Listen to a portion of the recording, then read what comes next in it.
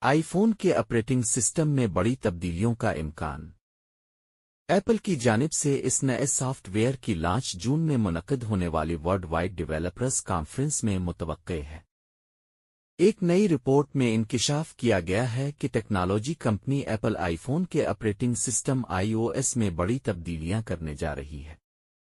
Bloomberg کی ایک نئی رپورٹ اور دیگر رپورٹ کے مطابق ایپل کی جانب سے متعارف کرائی جانے والی اپ ڈیٹ میں مصنوعی ذہانت کے نئے ٹولز اور کیمرہ کو کسٹمائز کرنے کا آپشن شامل ہوگا۔